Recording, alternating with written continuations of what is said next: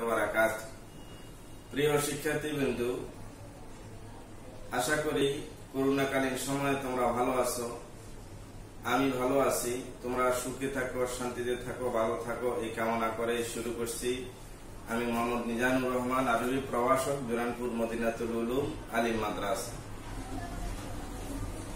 বিষয় টিকা দ্বিতীয় বছর, আলিম প্রথম বর্ষ। আজকের পাঠের বিষয় হচ্ছে মৃত ব্যক্তির সাথে জড়িত হক সম্পর্কে আলোচনা। আমাদের সিরাজি বইয়ের ভূমিকার মধ্যে বলা হয়েছে কলা বলা মাউনা। আমাদের আলেমগণ বলেছে মৃত ব্যক্তির সাথে জড়িত হক চারটি। এক নাম্বার হচ্ছে মৃত ব্যক্তির দাফন কাফন করা, তার রেখে দেওয়া সম্পদ দ্বারা তার দাফন কাফনের ব্যবস্থা করা। দুই নম্বর হচ্ছে তার ঋণ পরিশোধ করা বাকি সম্পদের দ্বারা, যদিও সমস্ত সম্পদ লেগে যায়। তিন নম্বর হচ্ছে ওসিয়ত পূরণ করা। চার নম্বর হচ্ছে বাকি সম্পদ ওয়ারিসদের মধ্যে বন্টন করা। আমরা এখন বিস্তারিত আলোচনা শুরু করতে যাচ্ছি। তাহলে আমরা জানলাম যে মৃত ব্যক্তির সাথে জড়িত হক চারটি। তাতাআল্লাকু বিতারিকাতিল মাইয়িত হুকুকুন আরবাতুন মুরাত্তাবাতুন। মৃত ব্যক্তির সাথে জড়িত হক সমূহ হলো চারটি। আল আউয়ালু, এক নাম্বার হচ্ছে ইউবদাউ বিতাকফিনি ওয়া তাজহিজি মিন গায়রি তাবজিরিন ওয়ালা তাকদীরিন। মৃত ব্যক্তির রেখে দেওয়া সম্পদ দ্বারা তার কাফন এবং দাফনের ব্যবস্থা করা, তবে এতে অপচয় অথবা অপব্যয় করা যাবে না। দুই নাম্বার হচ্ছে তার ঋণ পরিশোধ করা। সুম্মা তুকদা দুয়ুনু মিন জামিই মা বাকিয়া মিন মালিহি। কাফন দাফনের ব্যবস্থা করার পর বাকি সম্পদ দ্বারা তার ঋণ পরিশোধ করবে, যদিও ঋণ পরিশোধ করার ক্ষেত্রে তার সমস্ত সম্পদ লেগে যায়। আল্লাহ রাসূল সাল্লাল্লাহু আলাইহি সাল্লাম বলেছেন, কোন ব্যক্তি যদি মারা যায়, তার যদি ঋণ থাকে, তাহলে রাসূল সাল্লাল্লাহু আলাইহি সাল্লাম ওই মৃত ঋণী ব্যক্তির জানাজা তিনি পড়াইতেন না, অন্যকে বলতেন তোমরা পড়ে নাও।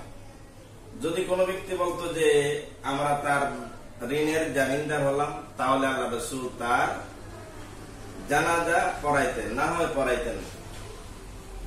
তাহলে ঋণটা অত্যন্ত ভয়াবহ জিনিস। এই জন্যই যদিও সমস্ত সম্পদ লেগে যায়, তাহলে সমস্ত সম্পদের দ্বারাই মৃত ব্যক্তির ঋণ আদায় করতে হবে। তিন নম্বর হল ওসিয়ত পূর্ণ করা।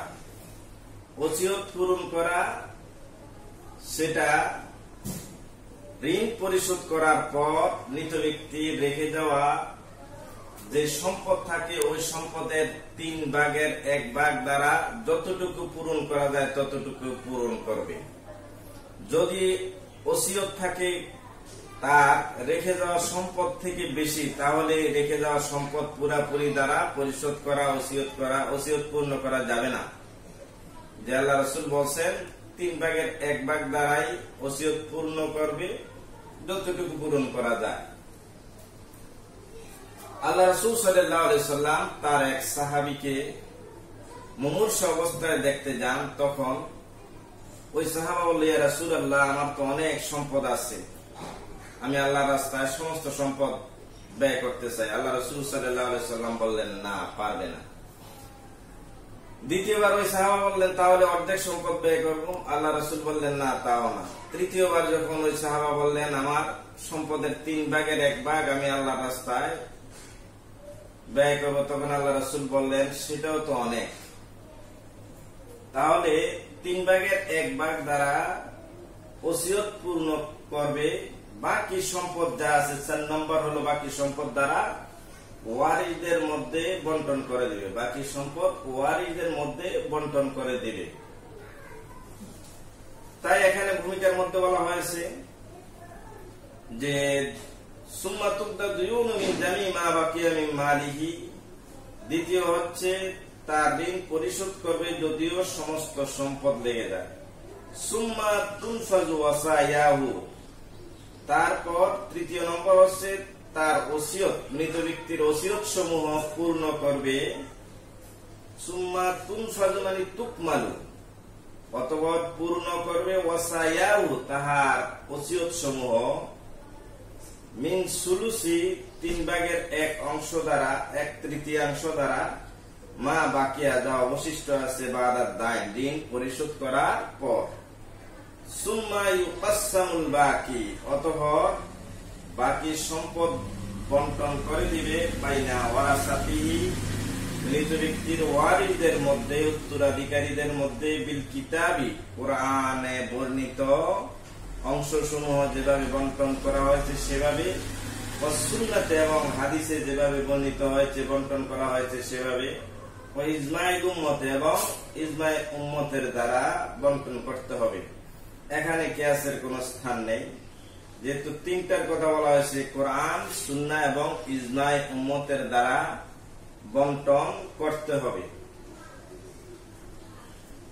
আর এই সম্পদ যদি আমরা এই 4টি নিয়মে বন্টন না করি তাহলে আমরা অবশ্যই আল্লাহর কাছে আমাদের সেটার জবাবদিহি করতে হবে।